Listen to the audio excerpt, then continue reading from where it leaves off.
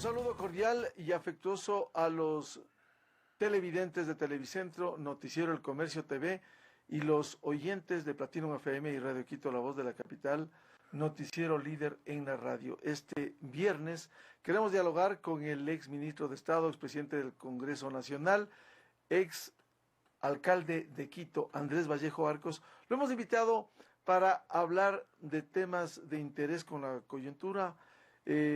Hace poco se cumplieron 20 años de la dolarización, que de alguna manera le dio estabilidad y certeza a los ecuatorianos. Pero también hablar, como es alcalde de Quito, este último incendio en el Cerro Casitagua, aquí al norte de la capital, en donde ha sido controlado el 98%. Licenciado Andrés Vallejo, ¿es verdad que constituiría un suicidio salirse de la dolarización en estas condiciones de crisis? En estas condiciones o en cualquier otra. Cuando suceden estos procesos hay que analizar por qué se produjeron. Eso es absolutamente indispensable. En el caso concreto del Ecuador caímos en la dolarización porque no fue una medida técnicamente adoptada, sino desesperadamente adoptada. Nos llevó a eso. Nos llevó a eso porque la situación del país era verdaderamente desastrosa. Fíjese usted, los antecedentes. Se aprobaron reformas a una ley de instituciones financieras que son para mí el inicio de este proceso, de deterioro feroz de la economía. Había permisividad para que las instituciones financieras puedan hacer lo que les dé la gana prácticamente. Le debilitaron a la superintendencia de bancos, permitieron los préstamos vinculados. Todo esto patrocinado desde el gobierno en el año 1994. Después de eso cometen la barbaridad en el gobierno de Maguad de aprobar la ley que suplantaba el impuesto a la renta con el 1% a los depósitos en los bancos. Eso es una de las cosas más funestas que se han hecho en el país. Porque la gente, en lugar de depositar la plata en el banco para no pagar el 1%, empezó a guardarse la plata. Eso desfinanció a los bancos, les puso en muy mala situación. Sumados a las consecuencias de la aprobación de la ley en el año 94, el panorama estaba listo para el desastre. ¿No quedaba otra alternativa que ir a la dolarización? No, es decir, yo no creo que no quedaba otra alternativa. La alternativa era, desde el gobierno de Maguad, él tiene esa enorme responsabilidad, controlar a los bancos que empezaron a desaforarse. El caso del Banco del Progreso es crónico en cuanto se refiere a este problema. Porque... Pero no hay que olvidar, licenciado Vallejo, que cómo controlaba los bancos si uno de ellos, su principal dirigente, le entregó más de $2 millones para la campaña, $3.100.000 para la campaña. Nadie se podía explicar que el presidente de la República permita lo que estaba pasando en el Banco de Descuento, en el Banco del Progreso, perdón. Nadie. Hasta que el propio gerente del banco, Fernando Aspiazu, reveló que le había dado $3 millones para su campaña electoral. $3 millones en esa época era una barbaridad. Era una cosa, ahora $3 millones se habla nomás así. Pero en ese momento era una cantidad desmesurada, entregada por debajo de la mesa. Entonces, eso ocasionó el desastre del sector financiero. Lo del Filambanco, lo del Banco del Progreso, la creación de la AGD, todo eso es lo que condujo a esta situación. Bueno, llegamos en esas condiciones, pero le permitió mejorar la situación de los ecuatorianos. Es decir, el dólar sin ninguna duda ha dado estabilidad, preserva el poder adquisitivo de la gente, no permite emisiones inorgánicas de dinero. Imagínese usted lo que hubiera sucedido en la época de Correa, en la que se... Con moneda propia. Era Venezuela. Posiblemente. Posiblemente. Imagínese la monetización de cada barril de petróleo a $100 por barril. Eso convertido en sucres. Hubiera sido una inundación en el mercado de dinero que nos llevaba a una inflación otra vez incontrolable. Entonces, pero el hecho de que la dolarización haya tenido a la larga un buen efecto, no quiere decir que tenemos que olvidarnos de las razones por las que se llegó a eso, porque ahora hay una especie de campaña para santificar a los dolarizadores. Eso no puede ser posible, porque hay que determinar los antecedentes y las causas por las cuales fuimos a la dolarización. Si fue traumático el ingreso a la dolarización, ¿no sería mucho más en un supuesto no consentido de salir de la dolarización? Pero por supuesto, o sea, sería, si la dolarización tuvo efectos catastróficos, porque a consecuencia de eso vino el feriado bancario, vino el congelamiento de depósitos y vino la entrega a los depositantes de dólares a 25,000 sucres cada dólar. Es decir, Utilizaron los sucres. le licuó los depósitos que tenía. Salir de la dolarización sería otra catástrofe, porque la desconfianza, el temor de la gente, ¿volver a qué? ¿Volver a un sucre en las circunstancias en que entramos en la dolarización? No habría gobierno que lo aguante. Y yo personalmente creo que Correa, que hablaba tanto contra la dolarización, sabía que no podía salir de la dolarización. Y en buena hora, porque con todas las locuras que se hicieron, esa era la única que faltaba. Ahora, en estas condiciones de crisis, ¿cómo lograr que estos procesos se consoliden? Bueno, yo creo que hay situaciones en la economía que son favorables.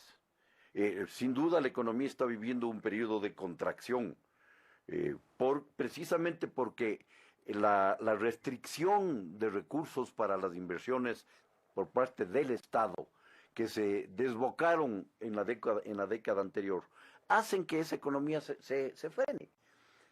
La economía creció, ni siquiera creció tanto. La economía se desarrolló en los 10 años anteriores porque el Estado pasó a participar del 21% a casi el 40% en economía. El Estado ya no tiene esos recursos, entonces deja de invertir, deja de meter plata a la circulación, la economía se restringe. La restricción de la economía no le afecta solamente al gobierno, la restricción de la economía le afecta a la ciudadanía en general. Por eso es que hay esta sensación de que no avanzamos, de que nos quedamos.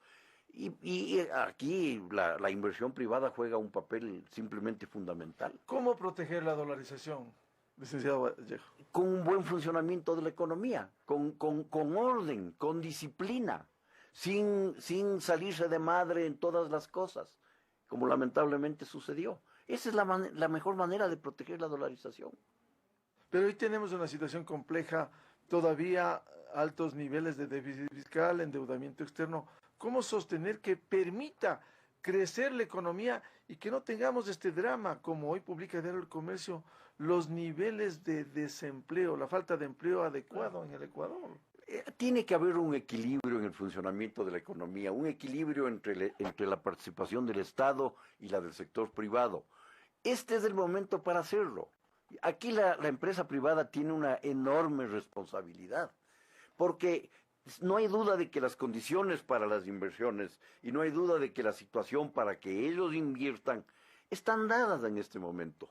No estamos viviendo la misma situación de ataque permanente a la empresa privada. No es esa la situación es diferente, se han dictado leyes con grandes estímulos para la inversión, pero no se ve la reacción del sector privado. ¿Usted cree que falta reacción del sector privado? Sin duda, no se ve la reacción del sector privado, no se ve. ¿Y por qué cree que ocurre eso?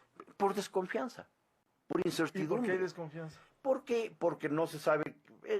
¿No salimos del círculo vicioso? Sí, es un gobierno débil, sin lugar a dudas, que toma medidas como la acertada, en mi opinión, medida de la eliminación del subsidio a los combustibles, seguramente no tomada con la prudencia que se debía. Pero casi se cae el gobierno. Es que a eso voy. ¿Quiénes son los primeros en protestar? Aquellos que están siendo subsidiados sin ninguna justificación, porque se preocupan solo de su bolsillo y no se preocupan del funcionamiento de la economía en general, con que estén bien, bueno, el bolsillo es el órgano más sensible del ser humano. Y cuando le tocan, se complica. Exacto. Ahora, yo no estoy diciendo, seguramente la medida fue inadecuadamente adoptada, Pero hay que ir a una focalización del subsidio a los combustibles. Porque eso está beneficiando a quien no debe beneficiar, está beneficiando a las clases medias altas, está beneficiando a los contrabandistas, está beneficiando a quienes sacan el combustible para el contrabando para alimentar a los buques del narcotráfico. Por favor, hay que tomar eso en cuenta. Y todos tenemos que hacer conciencia de que un sacrificio personal es indispensable. Y con nuestra economía estancada, año electoral, y no se ve un panorama complejo. Es un pésimo año, que además ya la etapa preelectoral ya empezó, todavía falta más de un año para las próximas elecciones y ya todo el mundo está pendiente de eso. Hay que esperar que los aspirantes, que cada vez son más, a dirigir el país, hagan conciencia ellos también de que hay que solucionar los problemas, porque si no el rato que lleguen no van a saber qué hacerse. Van a tener que tomar ellos medidas que cada vez tienen que ser más drásticas si no se las toma oportunamente. ¿Por eso debiera permitirse y respaldarse que este gobierno le deje mejorando la situación? Debería ser así. ¿O solo criticar cualquier tipo de medida? No más impuestos, por ejemplo. Es que no puede ser. No puede ser posible que todos pensemos solamente en forma individual y no nos demos cuenta de que la cosa colectiva es la fundamental, inclusive desde el punto de vista personal a largo plazo. ¿No ve en ese sentido un panorama incierto? Yo veo cada vez. La derecha no dividida, el centro izquierdo no aparece. Bueno, ¿qué pasa? Yo veo cada vez más irresponsabilidad. Más irresponsabilidad en todos los sectores, en el sector político, en el sector empresarial, en todos los sectores cada vez hay más irresponsabilidad. Fíjese usted lo que está pasando con esa ley que al fin fue aprobada y conocida por la Asamblea Nacional.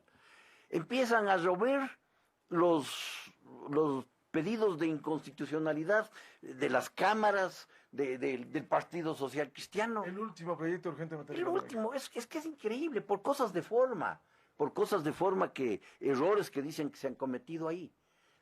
O sea, nadie piensa en el país, solamente piensan en su interés electoral inmediato y les importa un comino lo demás. Bueno, ¿y cómo parar definitivamente el incendio? Usted, como es alcalde de Quito, aquí en el Cerro Casitagua, que amenazó en la capital. A mí me parece que están avanzando. Se dice ahora que ya el 90% está controlado. 98, lo fundamental, Miguel, es el tema preventivo. Ahora estamos viviendo una época especial, ¿no? Esta época debería ser de lluvias y no deberíamos tener estos problemas, pero al comienzo de cada verano, todos los veranos, empezamos con los mismos problemas. Bueno, pero las autoridades debieran saber que estamos con situaciones en el planeta, no solo en Quito. Claro. Si hay invierno y hay un verano extenso, hay que prevenir. ¿Cómo? La única manera es con educación. Déjenme referirme a lo que se hacía en la época de la administración de Paco Moncayo, de la que yo participé. Antes de que empiece la época de verano, se hacían campañas preventivas a nivel de los colegios y de las escuelas, campañas de educación con los niños, con los estudiantes, porque lamentablemente muchos de esos incendios, yo no digo que sean intencionales, pero son provocados por imprudencia o irresponsabilidad. Entonces, la campaña preventiva no tiene que hacerse una vez. Es una campaña de educación ¿Usted no ve hoy permanente. Bueno, en este caso concreto yo no me atrevo a decir, porque esto es un fenómeno fuera de tiempo, yo lo llamaría así. Ya. Pero generalmente no. La campaña permanente de prevención debe ser siempre. La campaña permanente debe ser permanente, por supuesto. No solamente de vez en cuando estamos al borde de un problema, de un conflicto. Tiene que ser permanente, es la única manera de evitar estas cosas. El exalcalde de Quito, exministro de Estado, expresidente del Congreso Nacional, Andrés Vallejo Arcos, en el noticiero El Comercio TV de Televicentro, este viernes. Les deseamos un feliz fin de semana. En las radios Platinum FM y Radio Quito, la voz de la capital, volvemos con el licenciado Andrés Vallejo. Muy buen día.